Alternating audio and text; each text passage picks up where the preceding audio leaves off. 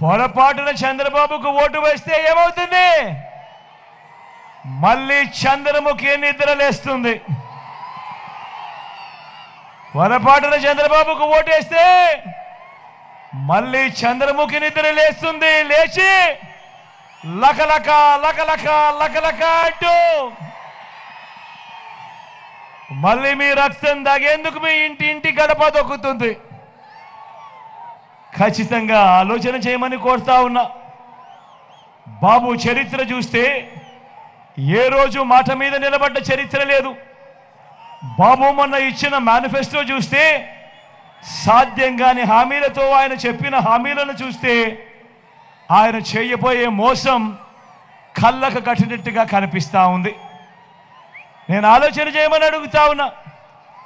ఈ 59 నెలలుగా మీ బిడ్డ పరిపాలన మీరు చూశారు.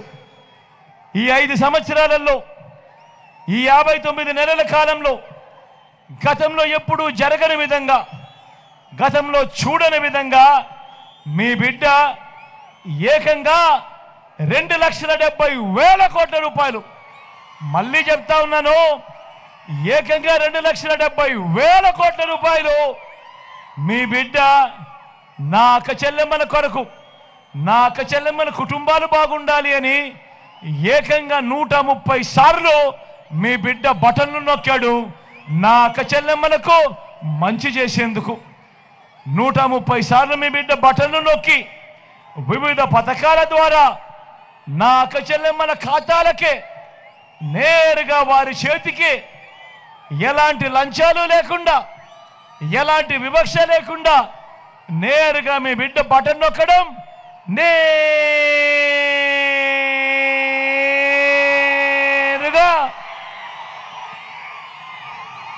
నా అక్క చెల్లెమ్మల కుటుంబాలకే వారి చేతికే ఆ సొమ్మంతా అందడం గతంలో ఎప్పుడూ జరగని విధంగా జరుగుతూ ఉంది. నేను అడుగుతా ఉన్నా మీ అందరితో కూడా ఆలోచన చేయమని కోరుతా ఉన్నా. గతంలో ఎవరైనా ఎప్పుడైనా కూడా చూశారా ఈ మాదిరిగా బటన్లు నొక్కడం, ఈ మాదిరిగా నేరుగా అక్క చెల్లెమ్మల ఖాతాల్లోకి నేరుగా వెళ్ళిపోయే కార్యక్రమం కానీ పథకాలు కానీ గతంలో ఎప్పుడైనా చూశారా అని అడుగుతా ఉన్నా.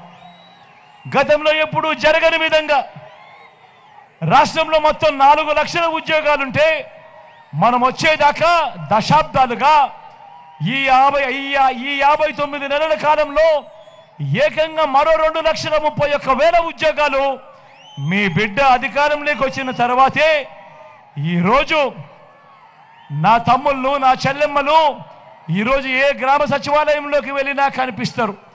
ఏకంగా 1,35,000 మంది చిరునవ్వుతో ఉద్యోగాలు చేస్తూ ఈరోజు మొట్టమొదటిసారిగా హాస్పిటళ్లలో అన్నీ కూడా ఈరోజు మొన్నటిదాకా ఉద్యోగాలు ఉండి కూడా రిక్రూట్ చేయని పరిస్థితి నుంచి ఈరోజు ఏకంగా ప్రతి గవర్నమెంట్ హాస్పిటల్లో కొరతే లేని పరిస్థితిలోకి తీసుకొని పోయాం.